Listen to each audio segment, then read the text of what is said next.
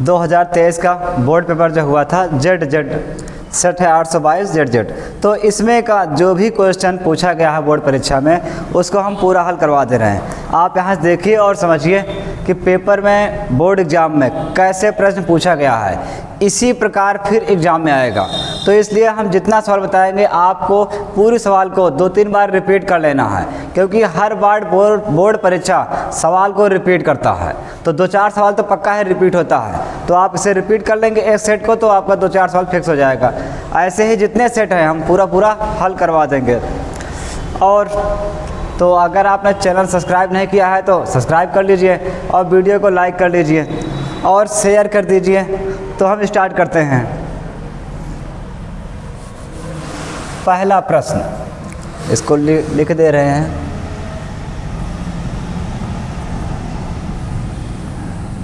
दो 822 जेड ये कोड है। 2023 बोर्ड एग्ज़ाम और 822 जेड ये इसका पेपर कोड है। तो चलो हम बताते हैं। तो सबसे पहला प्रश्न, वैसे हम चाहे तो ऊपर लिखवा दें, लेकिन हम आपको खुद लिख के दिखाएंगे कि हमारे पेपर में क्या प्रश्न पूछा गया है।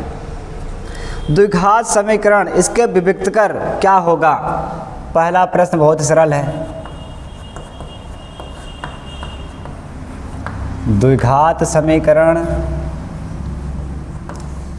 3x² - 6x + 4 = 0 का विभक्त कर हमसे पूछा गया है।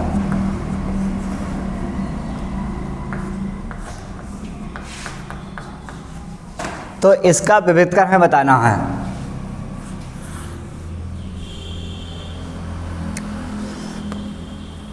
तो देखिए 4 ऑप्शन भी दिया है, लेकिन हम लोग इसको हल कर रहे हैं डायरेक्ट, समझिए। तो सबसे पहले हमसे पूछा क्या गया विभक्त कर। तो आपको विभक्त कर का सूत्र पता होना चाहिए। सूत्र हम एक बार लिख दे रहे हैं, अगर नहीं पता है तो देख लीजिए। विभक्त कर का जो सूत्र होता है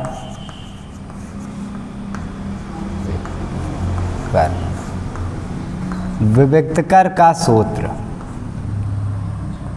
तो ये होता है d बराबर b² - 4ac। ये होता है विभक्त कर का सूत्र। ये आपको याद होना चाहिए।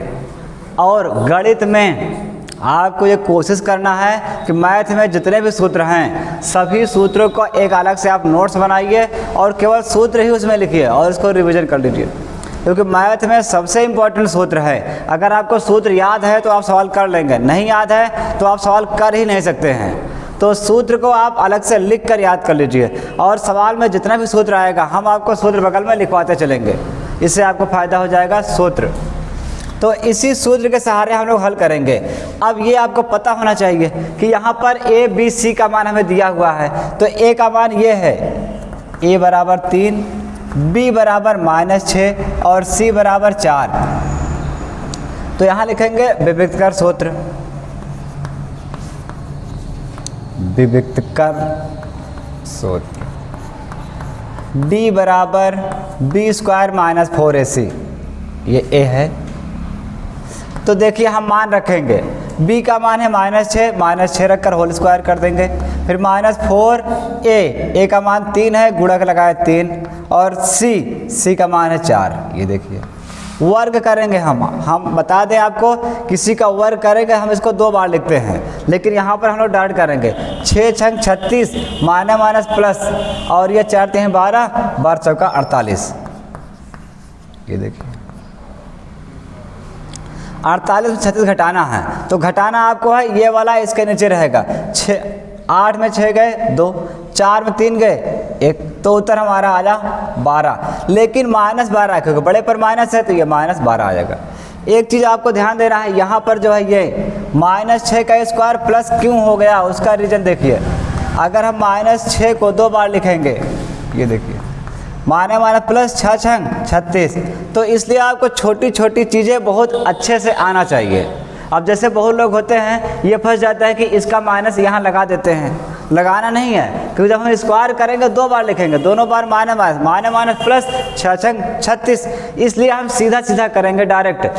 6 का स्क्वायर 6 छंग 36 माइनस माइनस प्लस, और ये वाला 4 3 12, 12 चौका 48, 48 में 36 घटा देना है 12 आएगा। लेकिन यहाँ पर बड़ा कौन है 48, तो उत्तर आएगा माइनस में, और उत्तर हमारा ये हो गया। और उत्तर सही कौन सा है, तो उत्तर सही ऑप्शन है डी नंबर -12, ये उत्तर हमारा सही है। जो इसमें 4 ऑप्शन दिए गए हैं ये सही है। तो पहला सवाल हमने बता दिया, इसे आप उतार लीजिए बढ़िया से।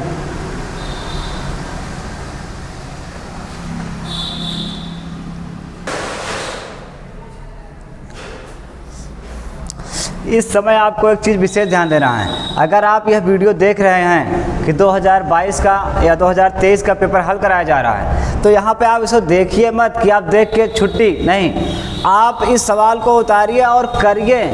एक कॉपी पेन लेके पूरे सवाल को उतार के करते रहिए और सूत्र को बगल में उतार लीजिए, थोड़ा आपका अच्छे से रिवीजन हो जाएगा। और नहीं तो केवल आप देख के छोड़ देंगे ना, तो आपको उतना अच्छा ज्ञान नहीं मिल पाएगा।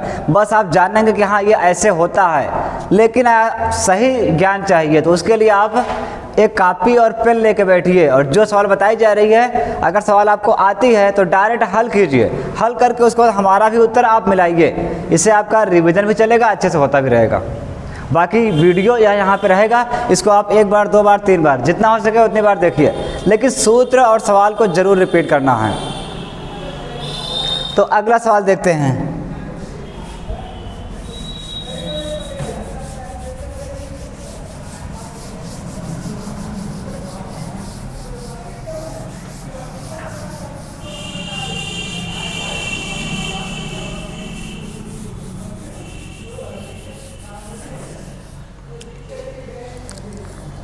देखिए दूसरा सवाल है, दूसरा सवाल भी बहुत ही इजी है। ये लिखा हुआ है समीकरण 3x + 2y = 6 तथा y = 0 का हल होगा। उसके बाद हमें 4 ऑप्शन दिए हैं और पूछा गया है इसका हल क्या होगा। तो देखिए इस सवाल को हम लोग 2 तरीके से कर सकते हैं। पहला एक तो विस्तार, और दूसरा एक बिल्कुल शॉर्टकट, जो कि आंसर से ही हम उत्तर ला सकते हैं। ठीक है, तो पहला हम इसको विस्तार से हल कर लेते हैं, और इस सवाल का तो हम उत्तर लिख दे रहे हैं आपको। इसको हम 2 तरीके से बताएंगे। 2 0 है, बी है 0 2, सी है 3 0 और डी ऑप्शन है 0 3। तो इसमें 4 ऑप्शन हमें दिए हैं और पूछ रहा है इनमें से कोई एक सही है। तो हम कैसे करेंगे, पहले इसको हम विस्तार से हल करेंगे, आप समझिए। देखिए जब कोई समीकरण आ जाए, x या y का मान दे दिया जाए, तो जो मान दिया है वही मान उठा के हमें सवाल में रख देना है, हमारा उत्तर आ जाएगा। तो इसको लिखेंगे 3x + 2y = 6 में y = 0 दिया है, तो y = 0 रखने पर इसको रखेंगे। तो जैसे रखेंगे पहले 3 को उतार लेंगे, 3x, फिर 2 को उतारेंगे y का मान 0 रखेंगे, ये देखिए, और बराबर 6। तो ये हो जाएगा 3x 2 0 0। देखिए कोई भी अंक अगर 0 से गुणा करेगा तो 0 हो जाएगा, तो ये हो गया 0 बराबर 6। हम जानते हैं 0 का कोई महत्व नहीं है, इसको छोड़ देना है। तो 3x = 6। अब 3 को उधर भेजना है, x = 6/2/3 है ये 3 बटे में आ जाएगा, 3 1 3, 3 दूना 6, यानी x बराबर आ गया 2। तो हम कह सकते हैं हमारा उत्तर क्या सही है उसको देखिए। अतः x = 2 और y = 0, यह पहले दिया है, y = 0, यही हमारा उत्तर सही है। तो देखिए 2 और 0 कहाँ पर है, 2 और 0 ये पहला वाला ऑप्शन है। अब बहुत लोग गलती कर देते हैं, 0 तो ये भी है ना, लेकिन आपको ये ध्यान रखना है कि आगे हमेशा x का मान रखा जाता है, पीछे हमेशा y का मान। तो देखिए 2 और 0, यानी ये देखिए 2 और 0, तो ये वाला सही है, 2 और 0, तो ये पहला वाला उत्तर हमारा सही है। तो ये हो गया। अब इसी को हम देखते हैं थोड़ा सा, अच्छा बिना हल किए, ठीक है।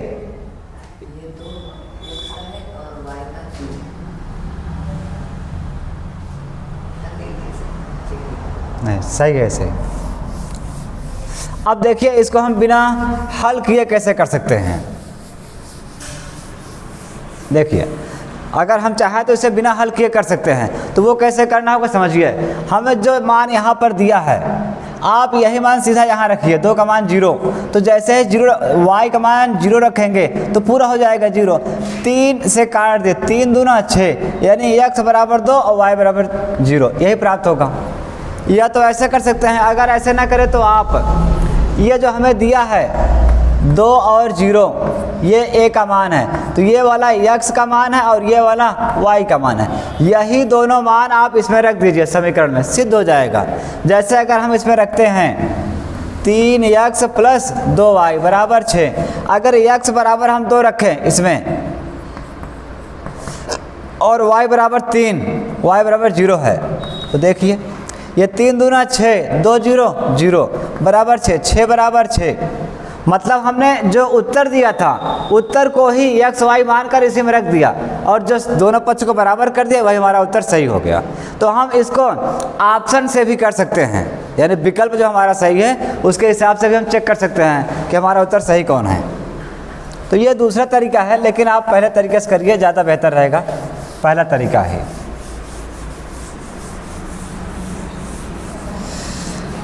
तीसरा सवाल,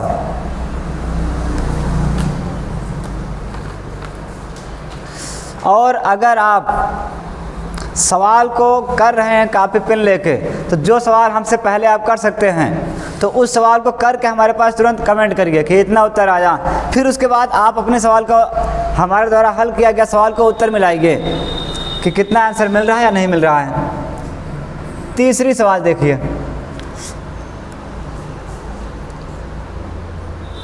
यदि बिंदुओं, प्रश्न आपको लिखा होगा ऊपर दिख रहा होगा, यदि बिंदुओं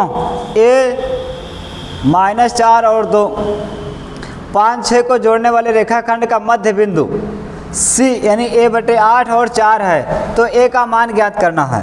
तो इस प्रश्न को हमें ऐसे करना है, पहले लिख लीजिए, माना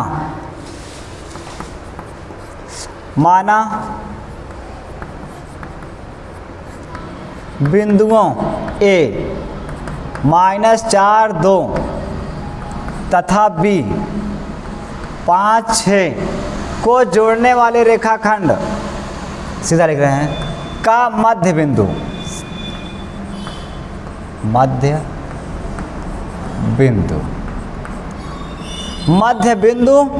C यानी कि यह है a/8 4 है, तो हमें a का मान ज्ञात करना है। यानी कि इन दोनों का मध्य बिंदु ये है, और आपको मध्य बिंदु का सूत्र याद होगा, नहीं याद है तो हम आपको यहाँ बता दे रहे हैं कि मध्य बिंदु का सूत्र क्या होता है। मध्य बिंदु, 2 बिंदुओं का मध्य बिंदु। थोड़ा इसको यहाँ पे जगह लेके लिखते हैं, ठीक है, आपको सूत्र अच्छे से हम लिख सके। 2 बिंदुओं x1 y1 तथा x2 y2 का मध्य बिंदु।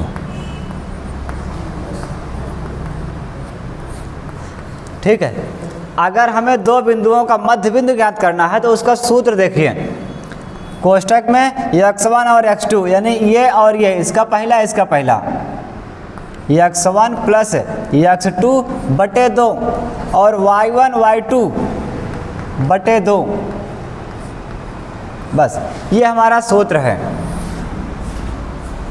तो ये सूत्र है, किसका सूत्र है? मध्य बिंदु का। यानी जब दो बिंदुओं का मध्य बिंदु ज्ञात करना हो तो हमें यह सूत्र लगाना है। तो अब देखिए हमारा प्रश्न क्या है, 2 बिंदुओं का मध्य बिंदु ये है, यानी हमें पहले ही दे दिया है मध्य बिंदु, तो हमें क्या करना है, सीधा लगा देना है। ये देखिए, ये x1 ये y1 ये x2 y2, तो हम सीधा करेंगे मध्य बिंदु। देखिए ये x1 x2 ये x1 प्लस x2 अपान 2 कामा y1 प्लस y2 अपान 2, ये मध्य बिंदु है, लेकिन मध्य बिंदु हमें ऑलरेडी वो दिया है 1/8 और 4, ये देखिए।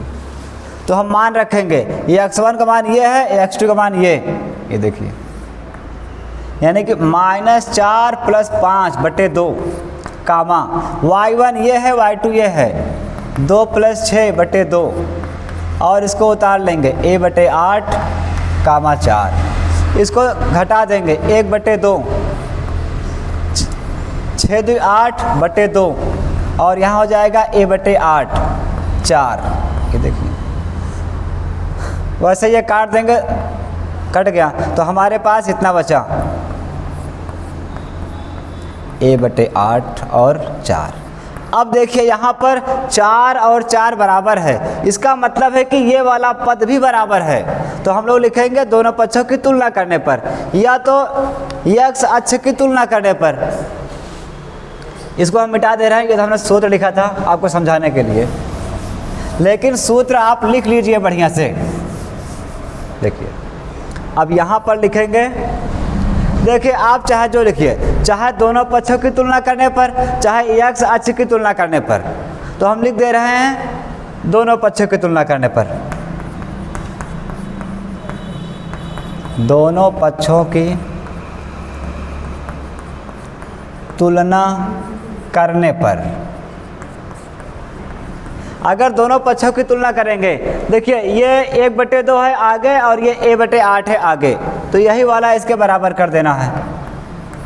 ये देखिए, अब इस 8 को इधर भेज दीजिए, ये गुणा कर जाएगा, और ये ऐसे करा दीजिए, चाहे तिरे गुणा करा दीजिए या तो करा दीजिए। अच्छा 8 के 8 और 2 के 2a। अब 2 को फिर से इधर भेजिए, ये सीधा हो जाएगा /2 बराबर a, यानी 2 चौका 8, यानी a का मान हमारा आ गया 4। और अगर आप शॉर्टकट करना चाहते तो इसे सीधा काट देते, 2 चौका 8 और 4 के 4 हमारा सीधा उत्तर आ जाता। तो आपको जैसा अच्छा लगे करिए, लेकिन हमने यहाँ विस्तार से किया है ताकि आपको समझ में आ जाए। अगर ये आप शॉर्टकट करते तो हम ऐसे कर सकते थे। देखिए इसी को हल करना है तो शॉर्टकट कैसे करेंगे, पहले 2 1 के 2, 2 चौका 8, तो अब इस 4 को इधर भेजिए, 4 1 के 4, यानी 4 बराबर a। अगर ये शॉर्टकट समझ में आएगा तो ठीक है, अगर शॉर्टकट नहीं समझ में आ रहा है तो आप विस्तार से कीजिए। 3 गुणा 8 के 8, 2 1 के 2a, और फिर 2 को इधर भेजेंगे, बटे हो जाएगा 2 चौका 8, 4 हमारा उत्तर आ गया बस।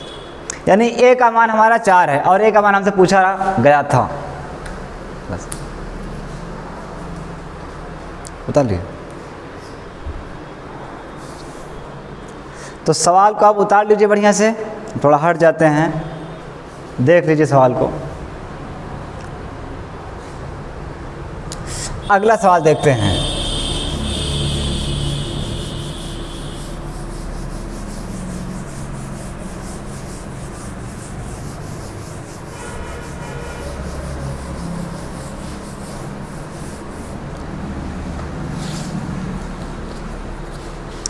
चार नंबर सवाल है ये।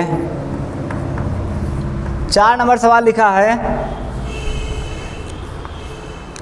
त्रिभुज ABC में, तो हमें दिया है उसको हम लिख लेते हैं पहले।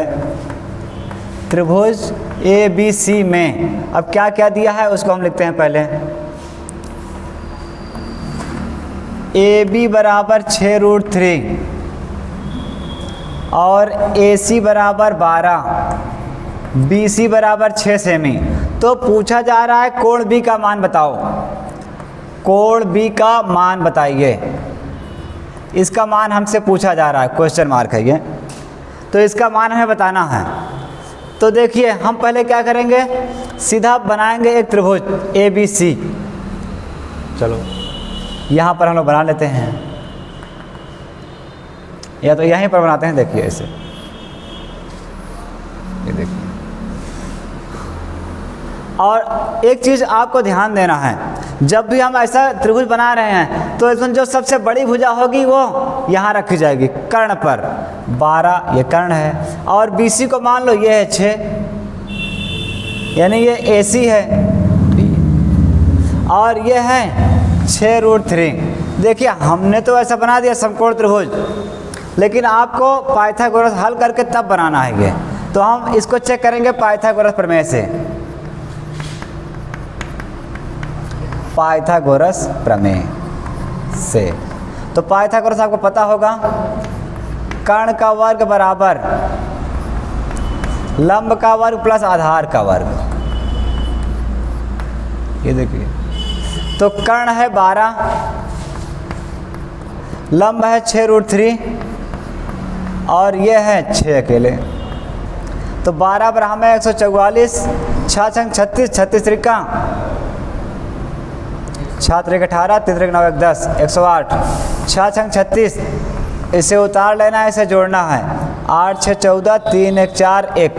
तो दोनों पक्ष बराबर हैं। इसका मतलब यह हुआ कि यह पाइथागोरस प्रमेय पर यह सत्य है, अर्थात ये समकोण त्रिभुज है और समकोण त्रिभुज पर ही पाइथागोरस प्रमेय सेट होता है।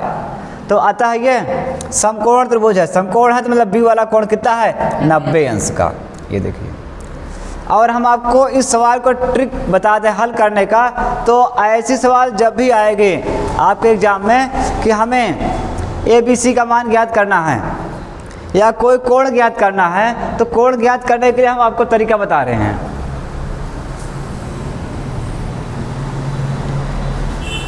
देखिए, ज़्यादातर कोण ज्ञात करने वाले सवालों में कौन कौन सा त्रिभुज का बन सकता है, ठीक है। एक समकोण त्रिभुज का बन सकता है और ज़्यादातर पेपर में समकोण त्रिभुज पर ही सवाल आती है जिसका उत्तर सीधा 90 होगा। और एक दूसरा बन सकता है समबाहु त्रिभुज पर। समबाहु आप लोग जानते हैं जिसकी सभी भुजा बराबर होती हैं। अगर सब भुजा इसमें सब भुजा बराबर होता तो हम लोग सीधा सीधा बताते कि हमारा कोण कितना है, 60 अंश, क्योंकि समबाहु त्रिभुज का कोण सभी कोण 60 अंश के होते हैं। तो ये हमारा एक ट्रिक है जानने का कि अगर भुजा मतलब ये पाइथागोरस प्रमेय को पालन कर रहा है, इसके नियम का पालन कर रहा है, तो समझ जाइए ये कि समकोण त्रिभुज है। अगर ये सब भुजा बराबर होती तो हम बता देते ये समबाहु त्रिभुज है, अर्थात उसका सभी कोण 60 अंश है। तो बस यही 2-3 चीज़ पूछता है और ज़्यादातर 90 होगा, अगर सब भुजा बराबर है तो 60 हो जाएगा। यहाँ B बराबर 90 अंश हमारा उत्तर हो गया। अतः आप लिख सकते हैं कि कोण B बराबर 90 अंश। देखिए, हम लोग अगर ऐसे उत्तर आएगा तो समझ जाइए कि बस 2 ही प्रकार का सवाल आ सकता है। या तो भुजा अलग अलग है तो समझ जाइए कि 90 होगा, एकदम बिल्कुल 60 कड़ में। अगर भुजा सब बराबर है तो समबाहु त्रिभुज होगा, 60 अंश कोण बनेगा बस।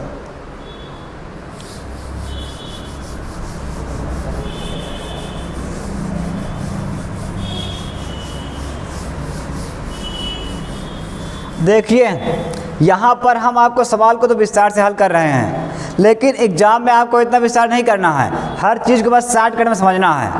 अब हम चाहें तो आपको शॉर्टकट बता दें, लेकिन आपको फिर शॉर्टकट बढ़िया से समझ नहीं आएगा, इसलिए आपको समझाने के लिए हर सवाल को हम विस्तार से बता रहे हैं।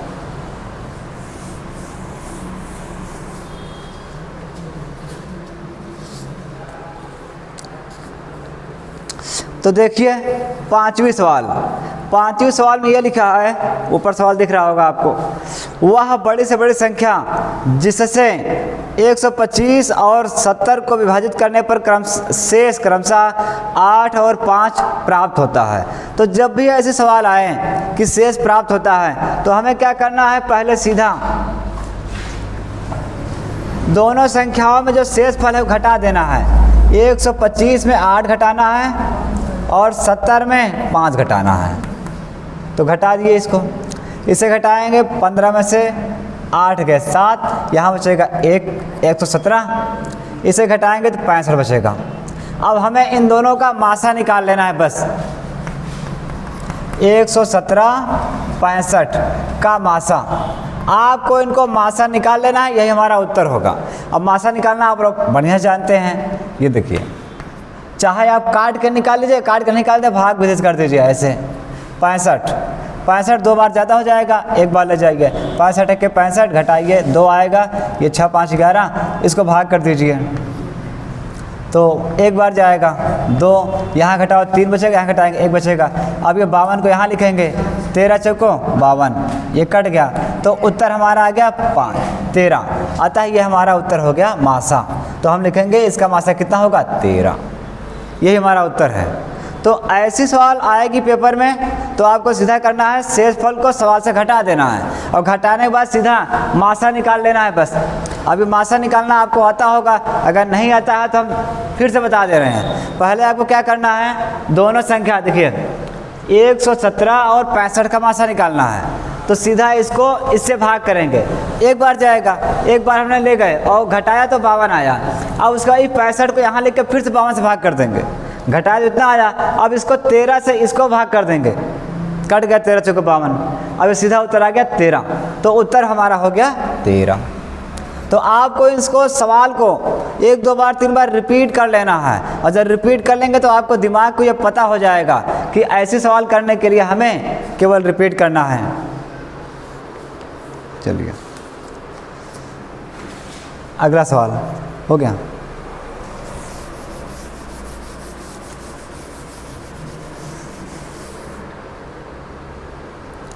छठवीं सवाल देखिए, यदि समीकरण,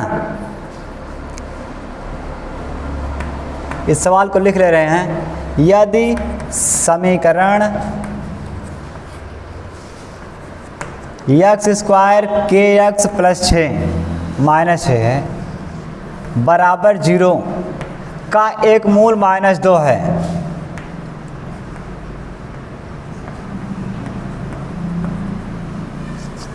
तो k का मान ज्ञात करना है। k का मान ज्ञात करना है हमें। तो देखिए हम इसे कैसे लगाएंगे। देखिए पहले हम बता दें आपको, आपने किताब पढ़ा है, लेकिन सब बच्चे होते हैं कि जितना पढ़ते जाते हैं भूलते जाते हैं, पढ़ते जाते हैं भूलते जाते हैं। तो इनको याद करने का एक ही तरीका है, रिवीजन। आप जो भी पढ़िए उसका रिवीजन 1 2 दिन में तुरंत करिए। वैसे सही नियम है कि आज आपने जो कुछ पढ़ा उसको 2 बार आप रिवीजन कर लीजिए। एक बार अभी आपने रिवीजन किया, ये तो हमने बताया, आप घर पर इस सवाल को अपने से फिर से लगाइए, अभी लगाइए, उसके बाद एक बार शाम को समय मिले शाम को फिर रिपीट कीजिए। 2 बार कम से कम एक ही दिन में लगाइए, तब आपको यह सवाल बढ़िया से समझ में आ जाएगा। नहीं तो अगर आप एक ही बार लगा के बैठे रहेंगे, आता है तो आपको आता है, लेकिन आप एग्जाम में बैठेंगे तो वहाँ पर आप भूल जाएंगे कि ये सवाल कैसे करना है, ये कैसे करना है। और एग्जाम में स्पीड चाहिए, आपको जल्दी जल्दी सवाल हल करना है। नहीं पता चले कि आप 20 क्वेश्चन हल करने में ही 2 घंटा लगा दिए, उसके बाद जो और बचा लॉन्ग क्वेश्चन हो तो छूट जाएगा। फिर इसके लिए आपको प्रैक्टिस चाहिए, जितने ज़्यादा आप प्रैक्टिस करेंगे उतनी ज़्यादा आपकी स्पीड बढ़ेगी, तब जाके आप 3 घंटे वहाँ पे पूरा पेपर हल कर पाएंगे। अच्छा, इसे बताना है। देखिए हमें समीकरण दिया है, यदि समीकरण इसका x² kx - 6 = 0 का एक मूल -2 है, तो k का मान ज्ञात करना है। तो देखिए ऐसी सवाल जब भी आए, और पेपर में अक्सर एक सवाल आती है, ऐसे बहुत सवाल आती है, तो हमें एक मूल दिया है तो समझ जाइए यही x का मान है और इसी में रख देना है और हल करना है। जो भी उत्तर आएगा वही हमारा k का मान हो जाएगा। तो हम लिखेंगे x² kx - 6 बराबर 0।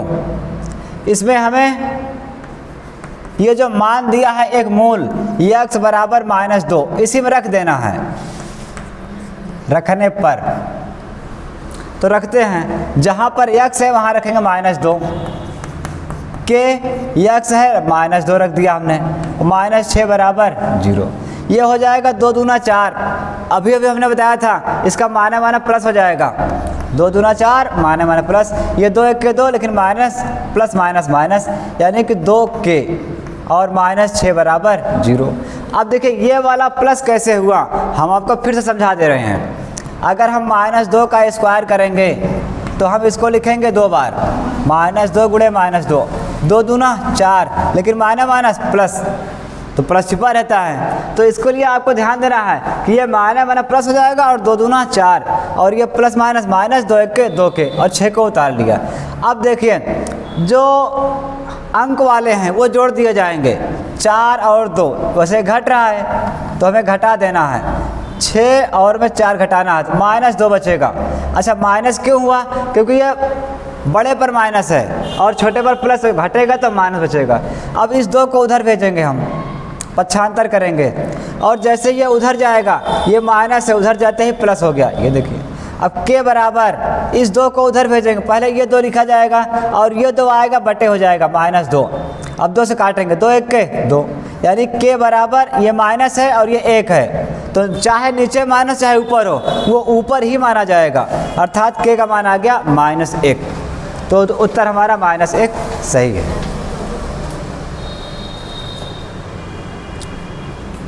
दिख रहा है? चलो,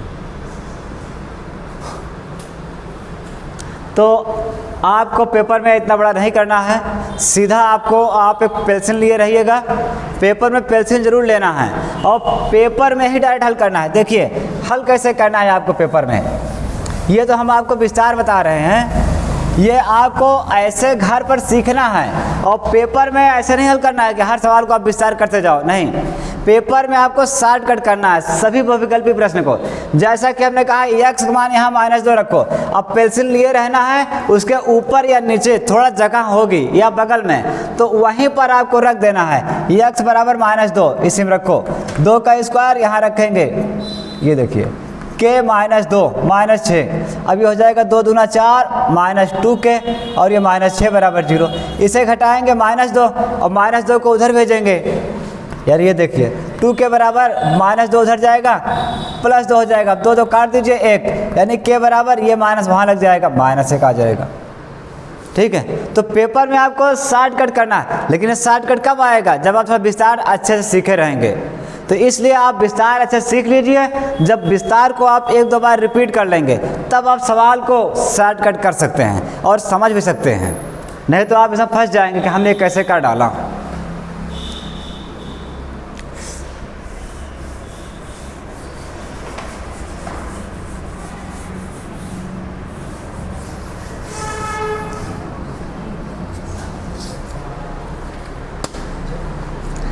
अब देखिए 7वां क्वेश्चन, 7वां है एक समचतुर्भुज के विकर्ण की लंबाई 12 और 16 सेमी है, इस समचतुर्भुज की भुजा की लंबाई क्या होगी।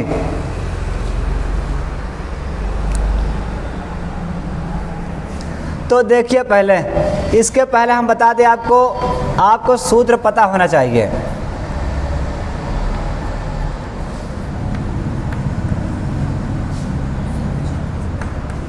समचतुर्भुज के विकर्ण, इसको कर देंगे हम पहले को D1 बराबर 12 सेमी दिया है और दूसरा विकर्ण है D2 बराबर है 16 सेमी। तो हमने ये दोनों विकर्ण को लिख लिया।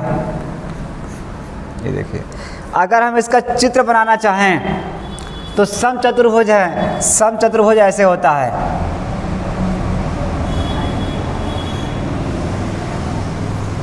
ये देखिए ये समचतुर्भुज है, इसकी विकर्ण ये है, ये वाली जो छोटी है ये 12 सेमी है और जो लंबी है ये 16 सेमी है, तो इनके विकर्ण है और हमसे पूछा जा रहा है भुजा की लंबाई बताइए।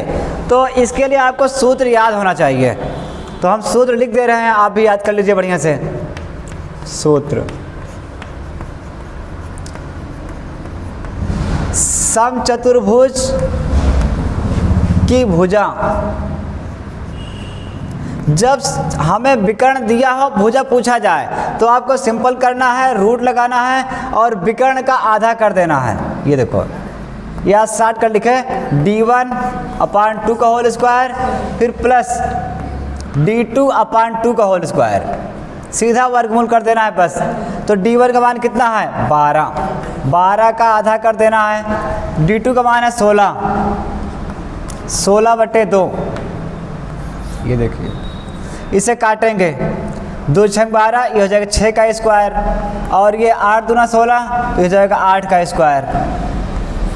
तो ये 6 6 36, 8 आए 64, 64 और 36, ये 6 4 10, 100 और 36 9 1 10, 100 का वर्गमूल 10, यानी उत्तर हमारा हो गया 10 सेमी उत्तर हो गया। ये देखिए, अतः ऑप्शन सही कौन है इसमें, इसका उत्तर जो है ऑप्शन नंबर ए सही है। ए है, ए नहीं है, बी है। बी है 10 सेमी।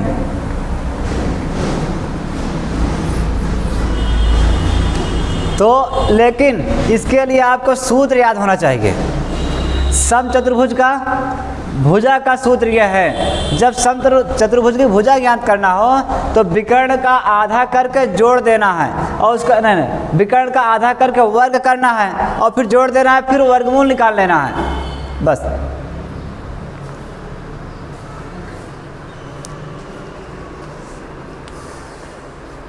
देखिए सबसे इम्पोर्टेंट है सूत्र।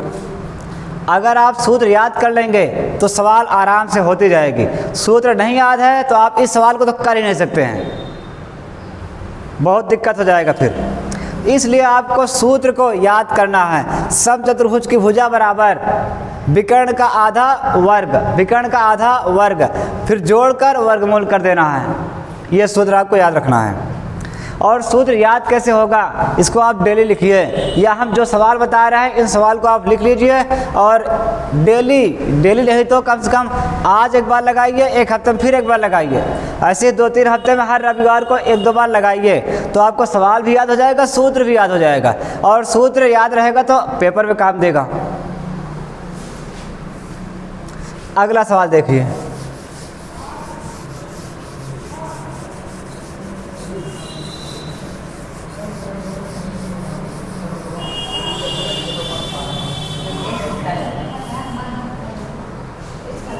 देखिए 8 नंबर सवाल। तो 8वां सवाल बहुत ही इजी है।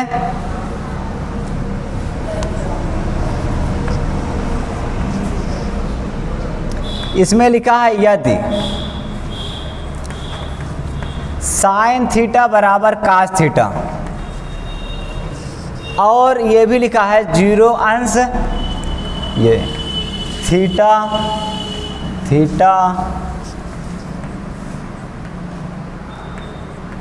है, तो थीटा का मान क्या होगा, हमें थीटा का मान बताना है। तो देखिए ये सवाल बहुत सरल है, इसको हम 2-3 तरीके से कर सकते हैं, लेकिन आपको पहले हम समझाने के लिए ये बता दें कि इसे हमें हल कैसे करना है। या तो रुकिए, इसको हम थोड़ा ऑप्शन विधि से आपको करके दिखा रहे हैं, बहुत ही आसान तरीके से। पहला हमारा ऑप्शन है ए 60, बी 45, सी 30 और डी ऑप्शन है 0 अंश। तो देखिए ये प्रश्न क्या कह रहा है, साइन थीटा बराबर कास थीटा और थीटा का मान 0 से बड़ा है या बराबर है और 90 से छोटा है या बराबर है, और तो थीटा का मान ज्ञात करो। अब देखिए यानी कि ये इतना ये कहना चाहता है थीटा का मान या तो 0 होगा या तो 0 से बड़ा और 90 या 90 से छोटा होगा। तो 90 से छोटा सा हमारा उत्तर है। तो अब हमें अगर शॉर्टकट करना है तो हम डायरेक्टली इसका मान इसी में रख दें और हल कर देखें उत्तर बराबर होता है या नहीं। हम मानते हैं कि हमारा पहला वाला उत्तर सही है, मान लिया हमने पहला वाला उत्तर सही है, तो थीटा का मान इसमें 60 रख दो। थीटा बराबर 60 रखने पर अगर पहला वाला उत्तर सही है तो वैसे ये तो है गलत, हमें पता है, हम बता रहे हैं। जैसे 60 रखेंगे तो यहाँ पर साइन 60 बराबर कास 60, साइन 60 का मान √3/2, कास 60 का मान 1/2, यानी कि ये दोनों पक्ष बराबर नहीं हैं, और जबकि ये कह रहा है बराबर होना चाहिए, अर्थात ए वाला ऑप्शन गलत है। बी वाले ऑप्शन पर चेक करते हैं जो 45 दिया है, तो इसको लिखेंगे थीटा बराबर 45 रखने पर, और जब ये रखेंगे और हमें इसी सवाल में रखना है तो साइन थीटा बराबर कास थीटा, तो यहाँ थीटा का मान रखना है 45, साइन 45 बराबर कास 45। ये देखिए तो साइन 45 का मान 1/√2, कास 45 का मान 1/√2, दोनों पक्ष बराबर हैं, इसका मतलब यही उत्तर हमारा सही है। अब ये भी गलत होगा, ये भी गलत होगा, तो आपको पेपर में इतना बड़ा भी नहीं करना है, अंदाजना है कौन सा सही है। जैसे 45 सही है तो इसी को रखो, थीटा का मान जैसे आप रखें 45 और यहाँ 45, साइन 45 का मान 1/√2, कास 45 का मान 1/√2। या तो आप ऐसा थोड़ा दिमाग लगाइए कि ऐसे कौन सा मान है जिसका साइन और कास में दोनों का मान बराबर होता है। 45 है। साइन 45 का मान 1/√2, cos 45 का मान 1/√2, दोनों का मान सेम है, मतलब 45 सही है।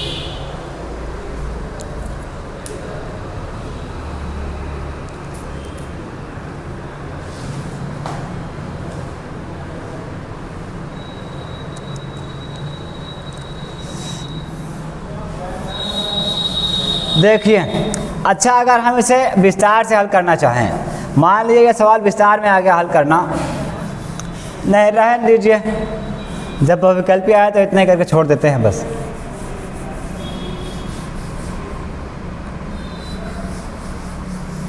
अगर और आपको देखना है तो कमेंट बताइएगा, हम आपको इसको विस्तार से हल कर देंगे। अगला प्रश्न है 9 नंबर। 9 नंबर क्वेश्चन है, संख्या 144 के अभाज्य गुणनखंड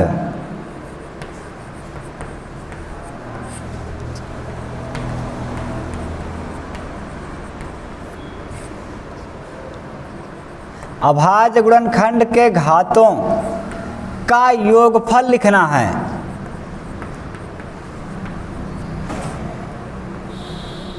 योगफल होगा, मतलब हमसे ये पूछा गया है कि 144 के अभाज्य गुणनखंड लिखिए और उनकी घातों को जोड़ दिए।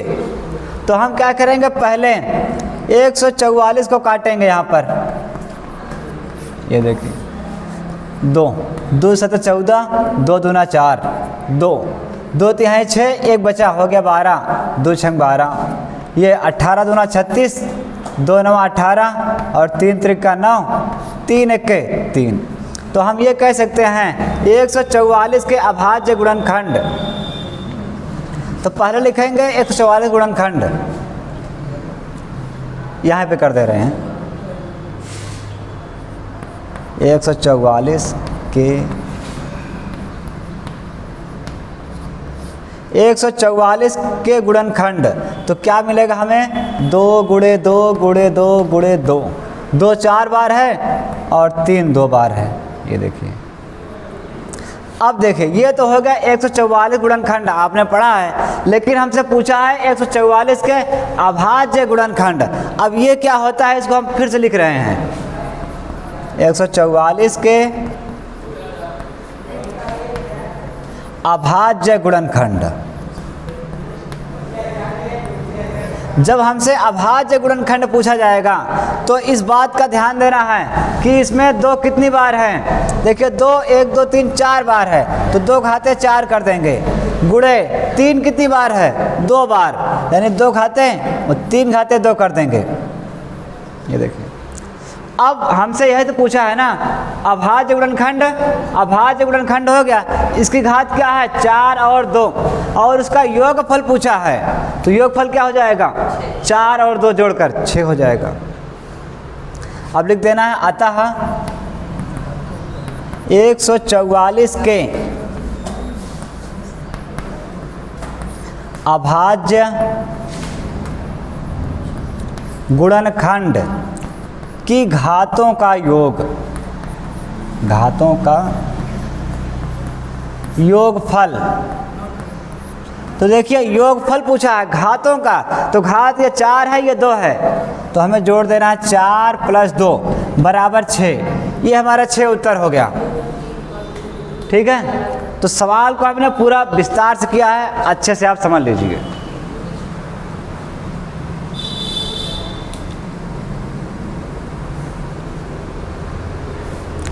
अब देखिए, ये तो हमने आपको विस्तार से समझाया है, लेकिन पेपर में आपको क्या करना है, देखिए ये हमने आपको विस्तार से इसलिए समझाया ताकि आप अंतर समझ सकें।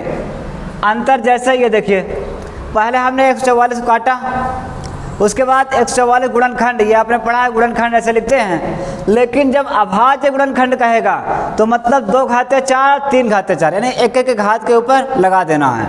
उसके बाद ये अभाज्य गुणनखंड, यानी 144 के अभाज्य गुणनखंडों की घातों का योगफल। देखो अभाज्य गुणनखंड घात यही है, जोड़ दिया 6 आधा उत्तर।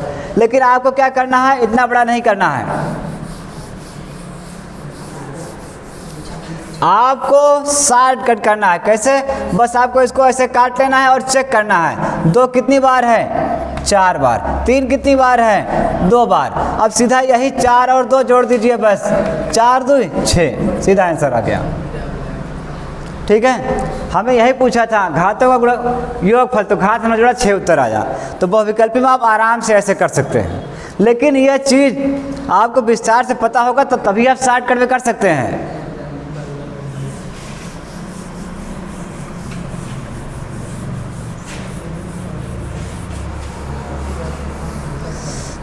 अगला सवाल देखिए, तो अगला सवाल है ये,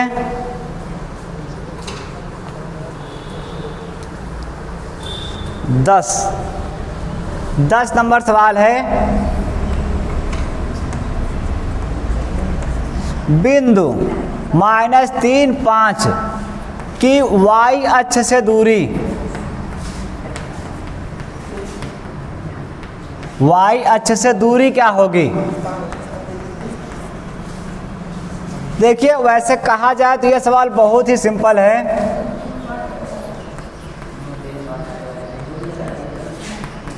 ये देखिए 4 ऑप्शन दिया है हमें, 2 3 2 5 -5। सीधा बैठ जाओ पहले। तो देखिए बिंदु -3 और 5 की y अक्ष से दूरी, ना पढ़ना हो छुट्टी कर दें। देखो वैसे देखो, यह सवाल पेपर में बहुत बार पूछा गया है और हर बार एक सवाल इसका आता है। इसको आप अच्छे से समझ लीजिए, इसमें कन्फ्यूजन बहुत होता है। अगर हम आपको शॉर्टकट बताएं तो इसका उत्तर क्या होगा, सामने दिख रहा है। जब y अक्ष से पूछेगा x वाला उत्तर बताना है बस, अगर x पूछेगा तो y वाला उत्तर बताना है। लेकिन ये सही कैसे है उसको समझने के लिए आपको हम विस्तार समझाते हैं। जैसे y अक्ष से दूरी पूछ रहा है तो इसका उत्तर ये 3 सही है, यानी जो ये है ये -3 यही उत्तर है। लेकिन सही कैसे है इसको समझना है, थोड़ा विस्तार समझिए। तो हम पहले ग्राफ बनाते हैं। ये देखिए, अब यहाँ पर है 3 और 5, तो 5 तक पहले गिनती लिखते हैं। 1 2 3 4 5, 1 2 3 4 5, 1 2 3 4 5, 1 2 3 4 5। देखिए हमने ये बना लिया ग्राफ। 1 2 3 4 5, 1 2 3 4 5, 1 2 3 4 5।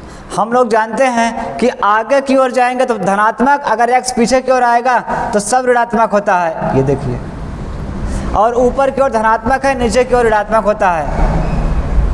तो अब हम देखेंगे हमारा ग्राफ ये कहाँ है बिंदु, इस ग्राफ में। ये x की लंबाई -3, ये रहा -3, यानी इसके ऊपर है, और y की लंबाई 5 है, यानी ये रहा 5। तो इसके सामने और इसके, ये देखिए ये दोनों जहाँ पर मिलेगा यही बिंदु है हमारा -3 और 5। ये देखिए, अब ये क्या कह रहा है कि ये बिंदु, जैसे मान लीजिए ये बिंदु है, तो बताओ y अक्ष से, ये y अक्ष है, तो y अक्ष से कितनी दूरी पर है? 3, क्योंकि देखिए इसके यहाँ से यहाँ तक की दूरी यही तो है ना -3, तो ये -3 है, तो हम सीधा बताएंगे 3 मात्रक दूरी है बस। देखिए है ना। तो जब y अक्ष से पूछा जाएगा, यानी यहाँ पर कोई व्यक्ति खड़ा है, तो अगर ये इधर देखेगा कि ये वाला व्यक्ति कहाँ है, तो इससे यह 3 मीटर की दूरी पर है या 3 मात्रा की दूरी पर है, तो हमारा उत्तर हो जाएगा -3 अकेले। ये -3 है तो -3 कर देंगे। ठीक है, तो ऐसे ही आपको समझना है। अगला सवाल,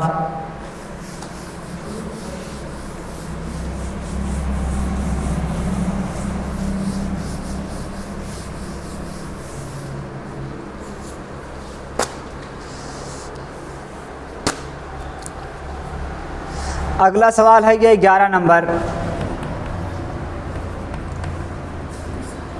sin 15 cos 15 cos 75 है ये।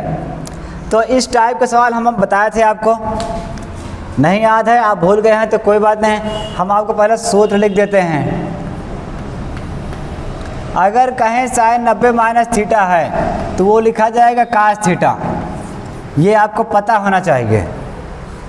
अब देखिए हम सवाल हल कैसे करते हैं। सबसे पहले इस साइन को हम उतार लेंगे और जहाँ 15 है वहाँ पर ये पता करेंगे कि 90 में से हम कितना घटाएं ताकि हमारे पास 15 आ जाए।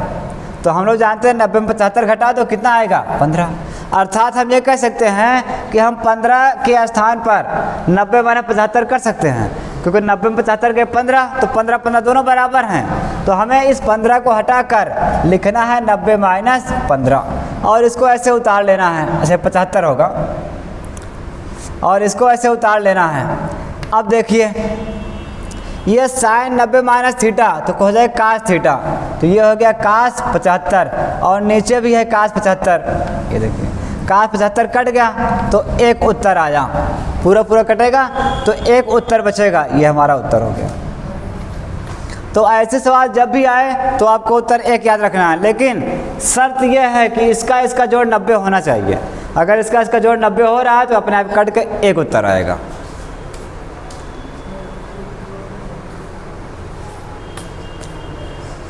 तो अगला सवाल देखिए,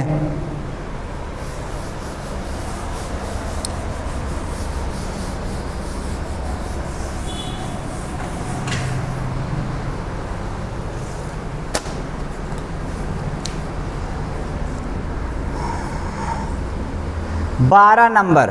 ये हमसे पूछा गया है माध्य क्या होगा।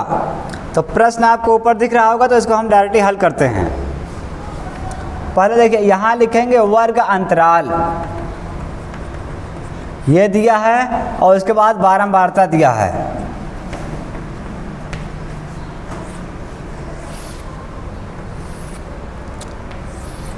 देखिए अब आपने ये पाठ पढ़ा है या नहीं पढ़ा है तो कोई बात नहीं, लेकिन हम सवाल को हल करवा रहे हैं। इसमें जो सूत्र लगेगा, जो नियम तरीका है, वो आपको रिपीट कर लेना है, क्योंकि यहाँ पर अगर आप रिपीट करेंगे तो आपको इस पाठ में पढ़ने में बहुत आसान लगेगा। तो हम पहले इसको उतारते हैं। हमें क्या क्या दिया है।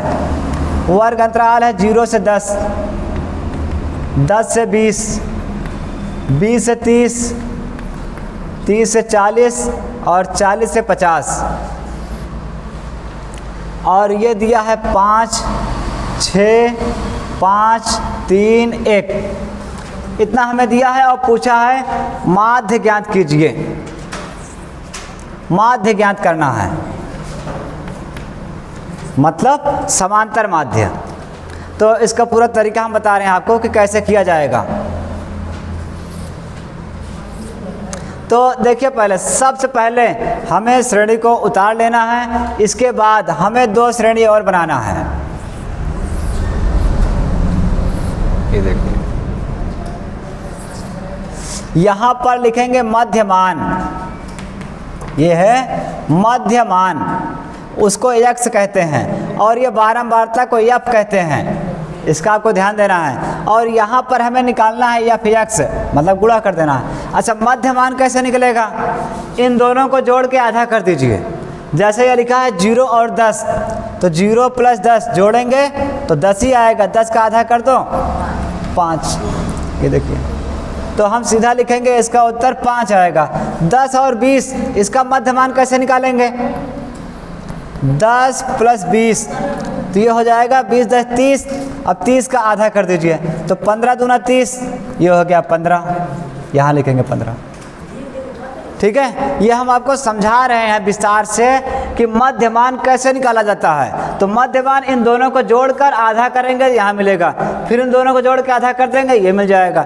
उसके बाद इन दोनों को जोड़िए, 30 20 50, 50 के आधा 25, 70, 70 के आधा 35, और ये 5 4 9 90, 90 का आधा 45। चाहे आप जोड़कर आधा कर दीजिए, या तो आप शॉर्टकट ऐसा कर सकते हैं कि बस केवल 2 पता कर लीजिए, पहला और दूसरा।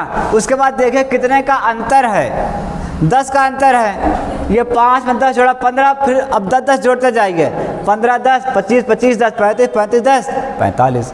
तो आप केवल 2 ज्ञात करके और उसके बाद 10 10 जोड़ते जाइए, सब मिल जाएगा आपको। अब उसके बाद यफ यक्स, यानी ये वाला यफ है, ये वाला यक्स है, गुणा करना है। तो 5 × 25, 15 छक्का 90, और 15 25 पंजे 125, 35 त्रिक्का तो 5 यहाँ 15, 3 3 9 1 10 और 45 के 45। अब जोड़ना है तो सीधा जोड़ना है, पहले 5 5 10, 10 5 15, 15 5 20, हासिल लगे 2, ये 9 2 11, 11 2 13, 13 4 17, 17 2 19, और ये 1 और 1 2, हासिल 1 है, 2 1 3, यानी 390 आ गया। और हमें एफ वाला भी जोड़ना है। ये 6 5 11, 11 5 16, 16 3 19 1 20। तो अब देखिए हम बता दें, इसकी आवश्यकता नहीं है हमें। देखिए जगह तो बहुत कम बचा है, नीचे ही हल करेंगे, ठीक है। तो हम बता दें हमने ऐसा क्यों किया, उसका रीज़न समझिए। यहाँ पे लिख रहे हैं थोड़ा, वैसे इसका पूरा नाम कहीं कहीं पर समांतर माध्य है या माध्य अकेले भी कहा जाता है, तो वही नाम है। इसका सूत्र क्या होता है, देखिए समांतर माध्य होता है सिग्मा एफ एक्स बटे सिग्मा एफ। सिग्मा का मतलब होता है जोड़, यानी ये कह रहा है एफ एक्स वाला पूरा जोड़ डालो और एफ वाला पूरा जोड़ डालो। हमने जोड़ कर रखा है पहले से ही, तो हम अब क्या करेंगे, मान रखेंगे। सिग्मा एफ एक्स मतलब इसका पूरा जोड़ है 390, और सिग्मा एफ इसको पूरा जोड़ है 20 आया है। ये देखिए अब इसको काट देंगे, 0 0 कट गया, इसको इससे भाग कर देंगे, यानी कि 39 भागे 2। अब भाग को आपको आता ही है, चाहे भाग यहाँ पर कर लीजिए। ये देखिए 2 1 के 2 घटाएंगे 1 बचेगा 9, 9 दूना 18, 1 दशमलव बढ़ाएंगे 0 बढ़ेगा, और 5 दूना 10, यानी हमारा उत्तर आ गया 19.5। ये देखिए, तो ये पूरा प्रोसेस आपको करना है, लेकिन पेपर में आप अगर इतना समय लगा कर करेंगे ना तो आपका बहुत प्रश्न छूट जाएगा। इसलिए हम तो बता रहे हैं, आप घर पर प्रैक्टिस कर लीजिए और वहाँ पर स्पीड से कीजिए। हम तो ये भाग विस्तार से आपको समझाने के लिए कर रहे हैं, आपको वहाँ विस्तार से नहीं करना है, डायरेक्ट यही भाग करना है कि 2 1 के 2, 1 बचा, 2 9 18, 2 15, सीधा काट देना। और सब जोड़ घटाने में स्पीड होनी चाहिए आपकी, तभी आप कर पाएंगे, नहीं पेपर में सब सवाल छूट जाएगी आपके। तो इसके लिए प्रैक्टिस आपको चाहिए। हाँ, इसे उतार लीजिए बढ़िया से, और ये समांतर माध्य का सूत्र है, इसी पे हमें हल करना है।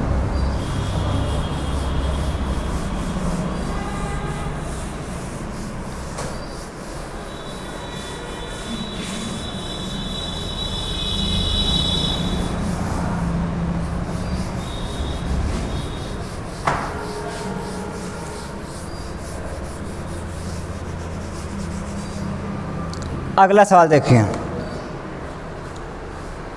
12 हो गया 13 नंबर हमें सवाल दिया है, यदि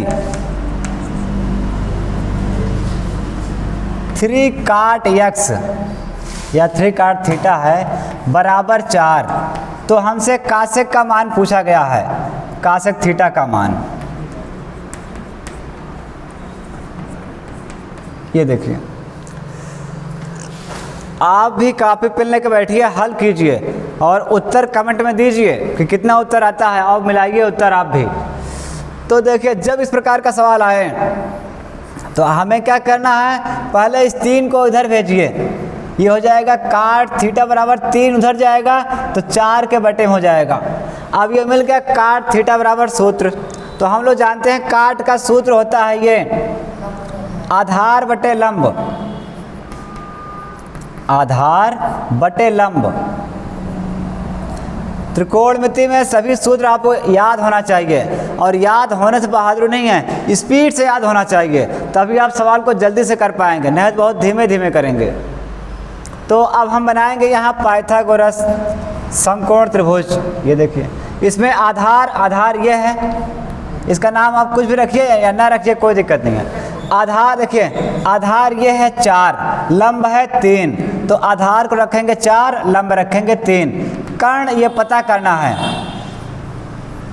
कर्ण हमें पता करना है, तभी तो आगे पता हो पाएगा। अब यहाँ पर लिखेंगे, या तो यहीं पे कर दे रहे हैं, पाइथागोरस प्रमेय से, पाइथागोरस प्रमेय से। तो पाइथागोरस प्रमेय का सूत्र होता है कर्ण स्क्वायर बराबर लंब स्क्वायर प्लस आधार स्क्वायर। ये देखिए, कर्ण नहीं पता है तो कर्ण को कर्ण ही रहने दीजिए। लंब 3 है, आधार 4 है, तो 3 त्रिक का 9, 4 चौका 16, स्क्वायर को उधर भेज दीजिए।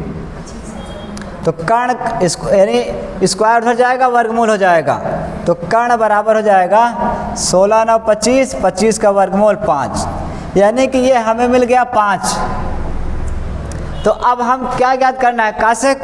तो आपको पता होगा कासेक का सूत्र क्या होता है।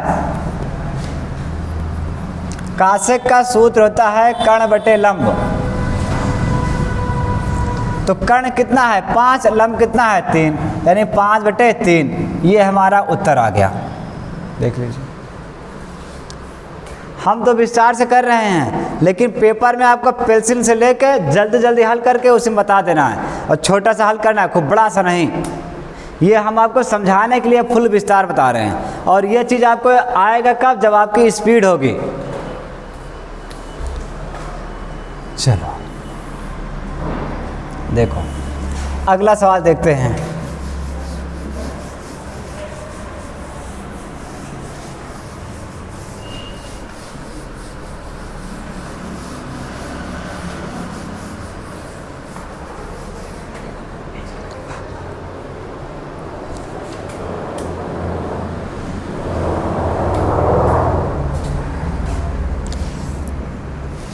देखिए अगला सवाल है 14 नंबर।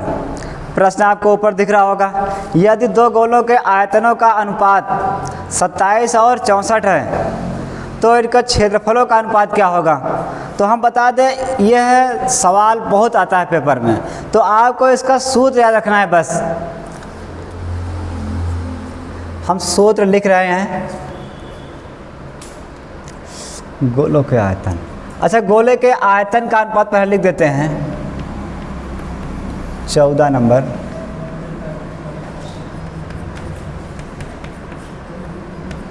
दो गोलों के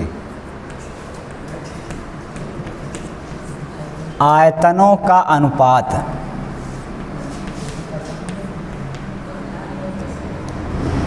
27:64 है। तो क्षेत्रफलों का अनुपात पूछा जा रहा है।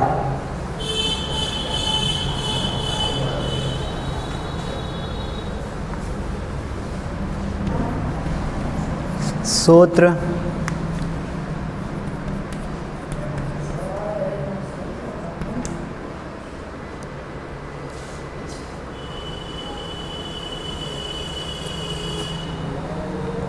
देखिए, इसको हम दो तरीके से कर सकते हैं, या तो चाहे तो विस्तार से करें, या चाहे हम शॉर्टकट में कर लें।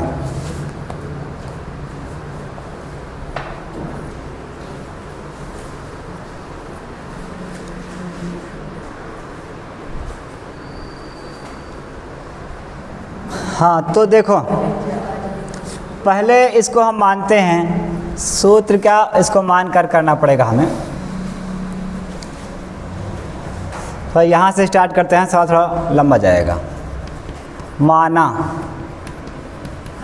गोलों की त्रिज्या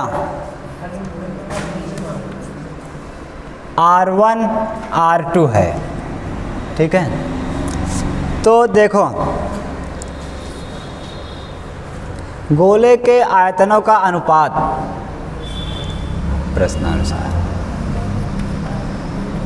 प्रश्नानुसार देखिए, हमें गोले के आयतन का अनुपात दिया है, तो इसका मतलब हम कहते हैं प्रथम गोले का आयतन ये है, दूसरे गोले का आयतन ये है।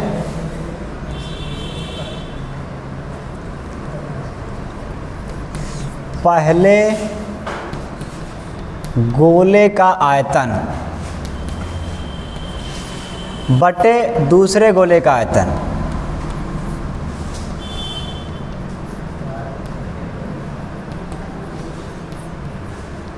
बराबर 27/64।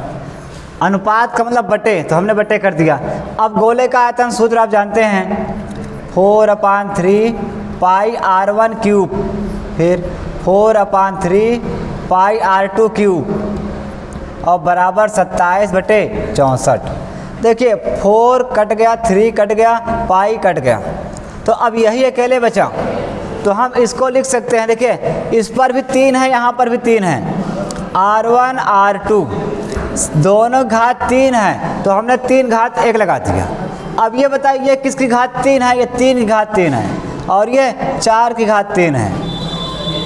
पढ़ा होगा आपने, ये 3 का घन है और नीचे वाला 4 का घन है, तो हमें क्या करना है, इसको काट देना है। तो हमारा सीधा उत्तर आ गया r1 बराबर 3, r2 बराबर, ये देखिए r1 बराबर 3, या ऐसे रख लीजिए कोई दिक्कत नहीं है। ये हमें r1 और r2 का अनुपात मिल गया 3/4। अब हमें क्षेत्रफल का अनुपात ज्ञात करना है, तो यहाँ पर हम कर लेते हैं। देखिए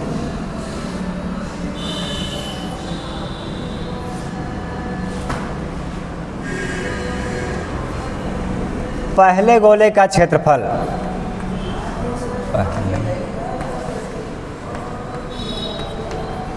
पहले गोले का क्षेत्रफल, दूसरे गोले का क्षेत्रफल। तो क्षेत्रफल का सूत्र आप जानते ही हैं, गोले का क्षेत्रफल ये होता है 4 पाई r1 स्क्वायर और 4 पार r2 स्क्वायर। ये देखिए, तो 4 कट गया, पाई कट गया।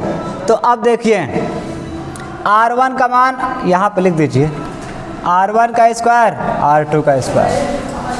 तो r1 का मान है 3, या ऐसे कर लीजिए, या तो ऐसे देखिए सीधा शॉर्टकट करते हैं, r1 r2 का होल स्क्वायर है, तो हम करेंगे r1 बटे r2 का होल स्क्वायर। अब r1 अनुपात r2, इसका मान है 3/4, यही रख देंगे सीधा 3/4 का होल स्क्वायर। तो 3 त्रिक का 9, 4 चौको 16। अतः अनुपात, जब अनुपात पूछा है तो 9/16, ये हमारा उत्तर हो गया। ये देखिए, तो ये सवाल आपको स्पीड से करना है, इसके लिए आपको इसको रिवीजन करना है, तभी आपको आएगा।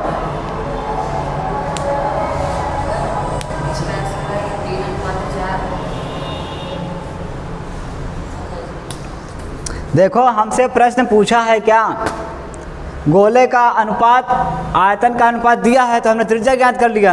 अब क्षेत्रफल पूछ रहा है, तो क्षेत्रफल सूत्र लगा दिया, 9/16 आ गया। तो 9/16 पहला वाला ऑप्शन सही है। अब 15 नंबर सवाल देखिए,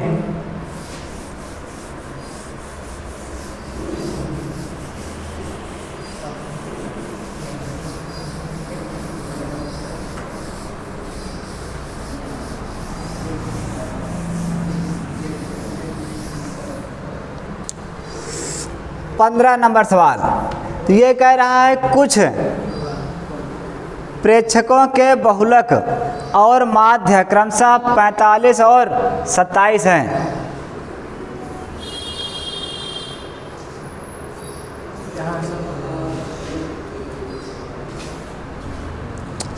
ठीक है,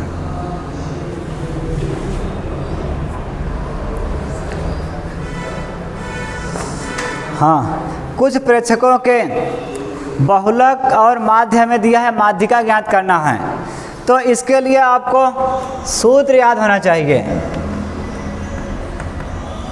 हमें बहुलक दिया है 45 और माध्यिका माध्य दिया है माध्य 27, तो माध्यिका ज्ञात करना है। माध्यिका बराबर क्वेश्चन मार्क। तो अब देखिए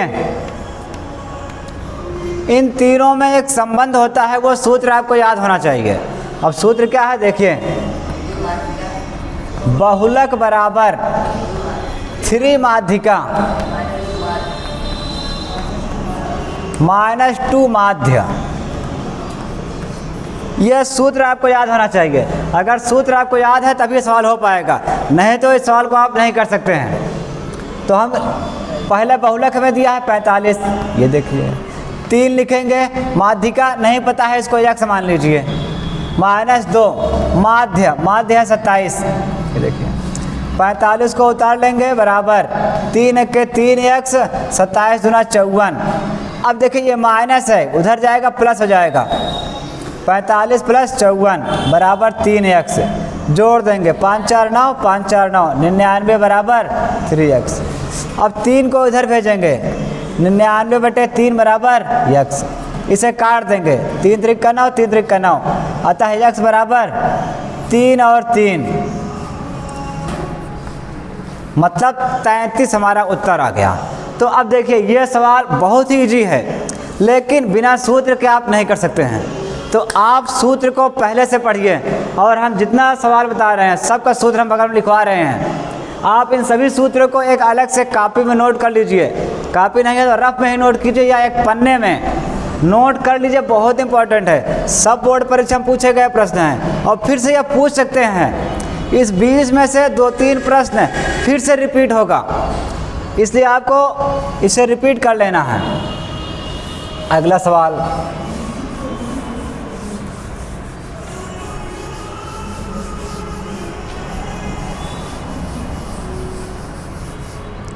सोलह नंबर सवाल देखिए।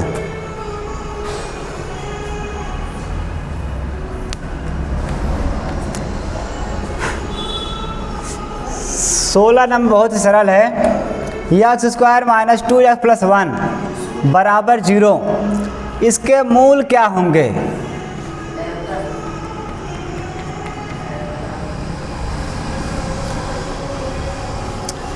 इसके मूल क्या होंगे? तो हम बता दें, इसको आप 2-3 तरीके से हल कर सकते हैं।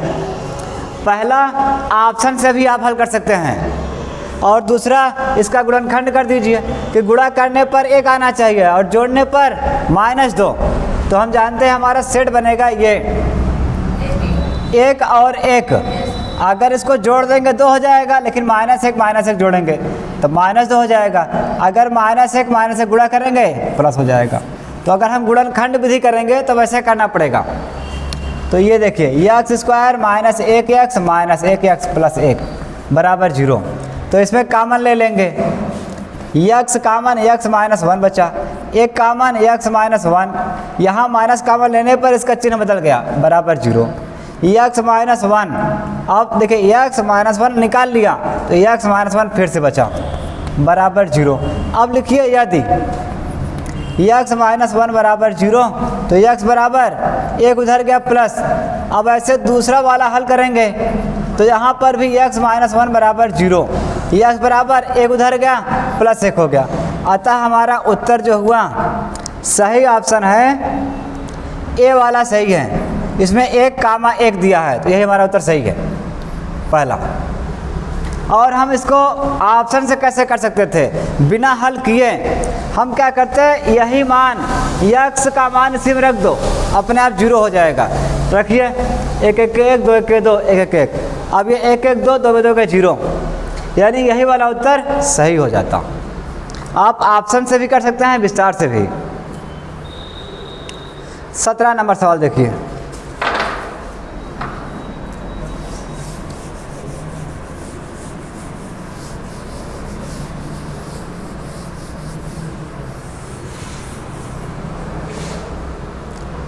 तो 17 नंबर सवाल है ये, यदि 7 13 20 17 3x का समांतर माध्य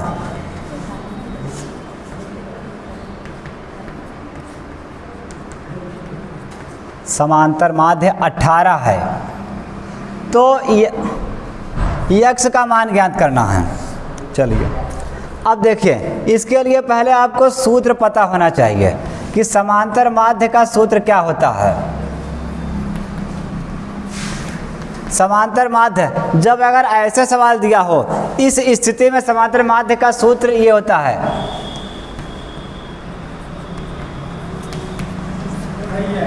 संख्याओं का योग बटे संख्याओं की संख्या, ये देखिए संख्याओं का योग बटे संख्याओं की संख्या। समांतर माध्य का सूत्र है ये, आपको याद करना है। तो समांतर माध्य दिया है 18, तो समांतर माध्य का स्थान लिखेंगे 18 बराबर संख्याओं का योग, मतलब सब संख्या को जोड़ना है। 7 + 13 + 20 + 17 + 3x बटे संख्याओं की संख्या। तो गिनना है कितनी संख्या है, 1 2 3 4 5, 5 संख्या है तो 5 से बटे कर देना है। अब इसको हल करते समय हम क्या करेंगे, देखिए इस 5 को आप इधर भेज दीजिए, गुणा कर जाएगा, ये हो जाएगा सीधा 18 × 5 बराबर। अब यहाँ पर जोड़ना है 7 और 13 20, 20 20 40, 40 और 10 50, 10 और 50 7 57, यानी 57 + 3x और बटे 5 को तो यहाँ भेज दिया हमने, ये देखिए। अब इसको गुणा करा देना है, 18 × 5 = 90 और 57 को इधर भेजिए तो 57 आएगा माइनस हो जाएगा, देखिए प्लस है इधर आएगा माइनस हो जाएगा, बराबर 3x। अब इसे घटा देना है, 10 ये से उधार लिया 10, 10 में 7 गए 3, ये बचा 8, 8 में 5 गए 3 बराबर 3x।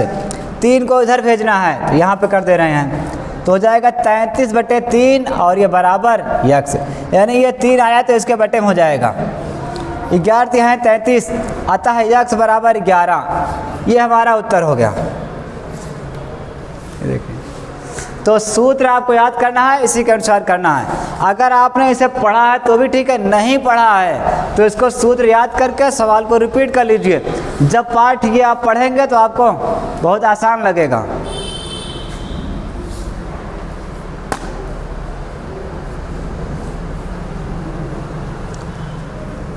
अगला सवाल,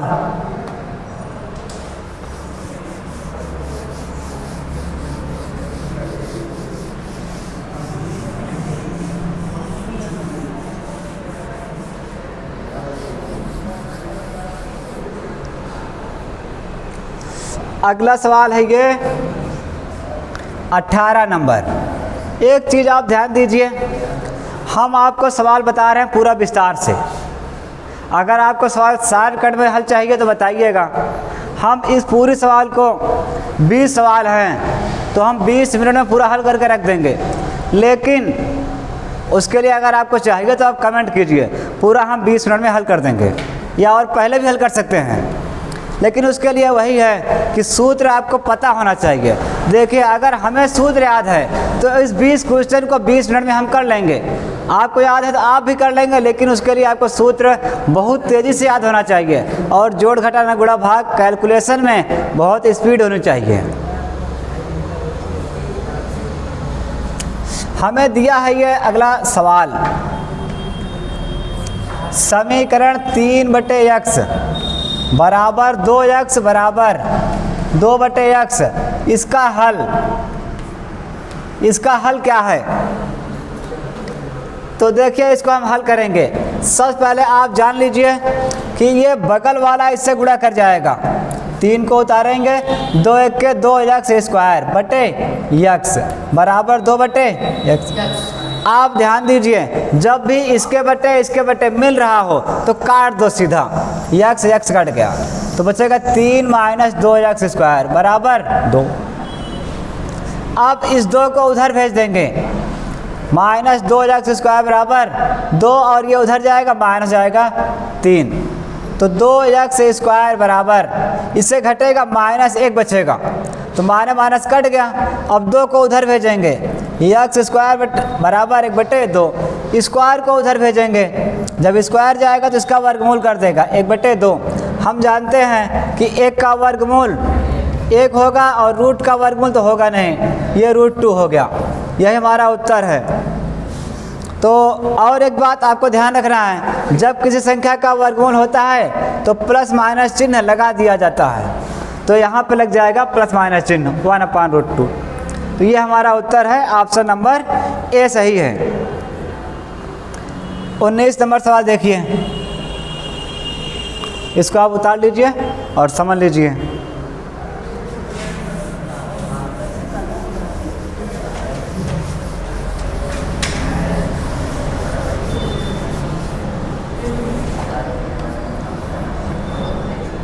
दो समरूप त्रिभुजों की भुजाओं का अनुपात है 4:7।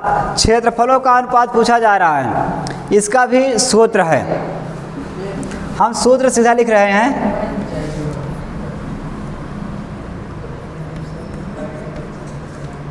समरूप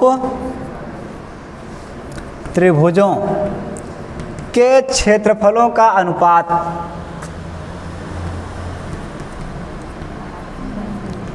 क्षेत्रफलों का अनुपात, ये डायरेक्टली आपको सूत्र याद रखना है कि जब क्षेत्रफल ज्ञात करना हो तो यहाँ पहले हो जाए,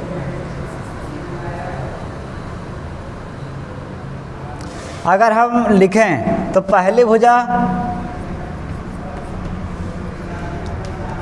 भुजा और दूसरी भुजा,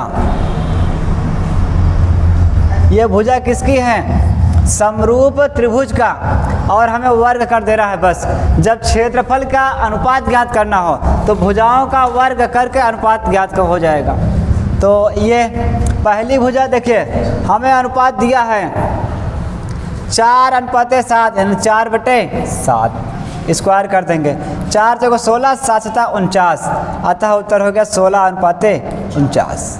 ये देखिए बिल्कुल सिंपल है, बस ये आपको सूत्र पता होगा तब आप कर सकते हैं, और एग्जाम में आप डायरेक्ट कर सकते हैं। ये देखिए हमें भुजा दिया गया है, भुजाओं में अनुपात है 4:7, तो जब क्षेत्रफल का अनुपात ज्ञात करना है तो शॉर्टकट कैसे करना है देखिए, तो बस इसी का वर्ग कर देना है। ये देखिए तो 4 × 16 और 7 × 7 49। ये देखिए अगर ये आपको सूत्र याद है तो आप डायरेक्ट ऐसे ट्रिक पर कर सकते हैं, एकदम शार्ट।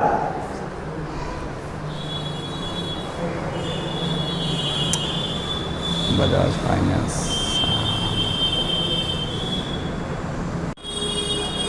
चलो एक सवाल और है, ये 20 नंबर, तो लास्ट सवाल है, इसे देखिए ध्यान से।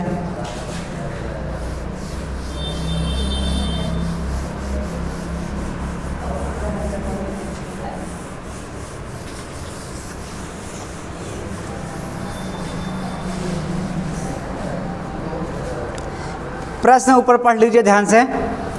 एक वृत्त का क्षेत्रफल और परिमाप संख्यात्मक रूप से समान है तो वृत्त की त्रिज्या क्या होगी? मतलब ये सवाल कह रहा है वृत्त का क्षेत्रफल और परिमाप बराबर है तो त्रिज्या बताइए। तो हम लोग सीधा सीधा लिखेंगे प्रश्नानुसार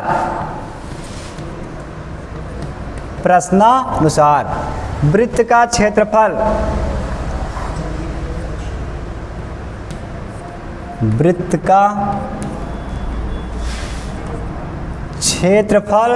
बराबर है उसके परिमाप का, यानी वृत्त का परिमाप।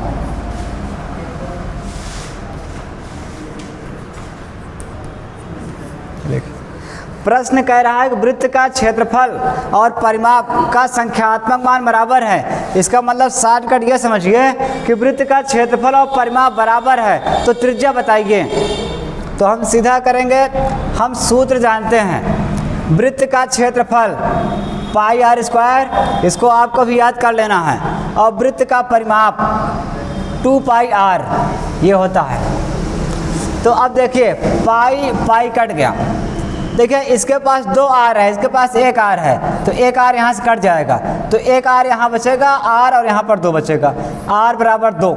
ये 2 मात्रक हमारा उत्तर हो गया। बस बेहद सिंपल सवाल था, उत्तर 2 आएगा। अब ये ऑप्शन नंबर डी सही है। लो तो पूरा सवाल हमने बता दिया 20। अब इसके आगे इसके जो है क्वेश्चन है उसको हम अगले वीडियो में हल करा देंगे। बाकी और चैनल को सब्सक्राइब कर लीजिए, शेयर कीजिए, लोगों के पास पहुंचाइए, वो लोग भी देखें।